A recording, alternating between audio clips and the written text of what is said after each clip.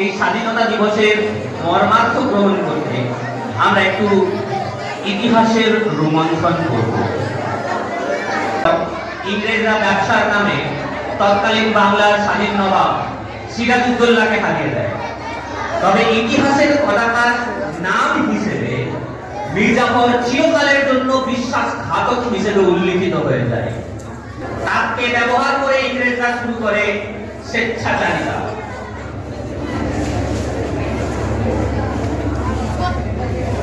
ক্রমেই সময় পেরোতে থাকে, বাড়তে থাকে ইংরেজদের অত্যাচার। রাজনৈতিক দুর্বলতার সুযোগ নিয়ে ইংরেজরা ভারতবর্ষকে গ্রাস করে, লুট করে সম্পদ, অত্যাচার করে রাজত্বের পর্যায়ে নিয়ে যায় ভারতবাসীকে।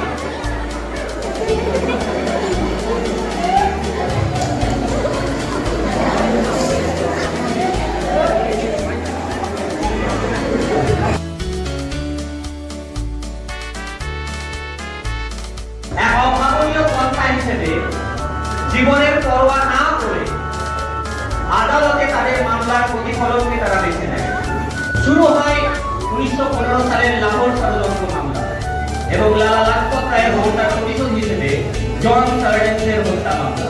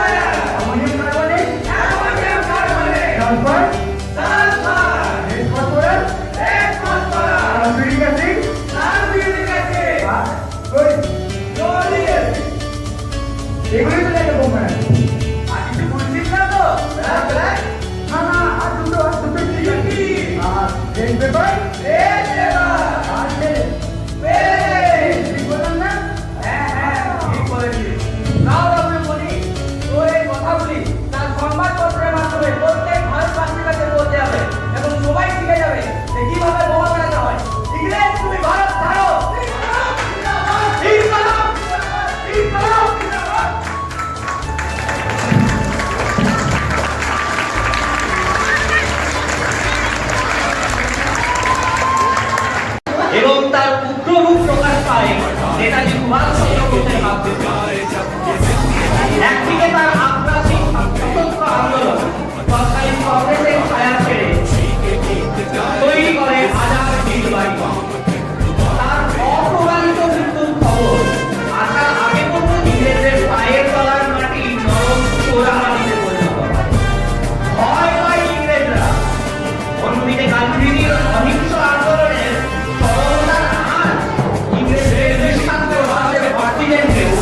এই ভারতবর্ষের বিষাক্ত করে অবশেষে 1947 সালের 15ই আগস্ট ইংরেজ স্বাধীনতা মাথায় নিচু করে মেনে নিতে বাধ্য হয় এবং ভারত ছেড়ে পালিয়ে যেতে হয়।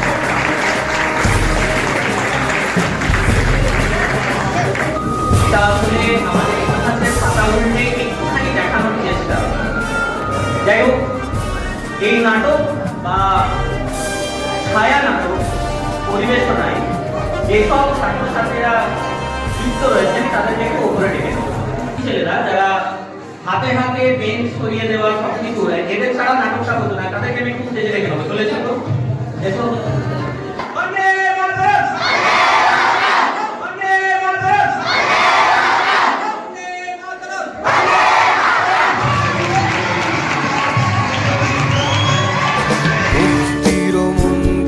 সোপানো তলে কত প্রাণ হলো বলিদান, লেখা আছে অশ্রু জলে।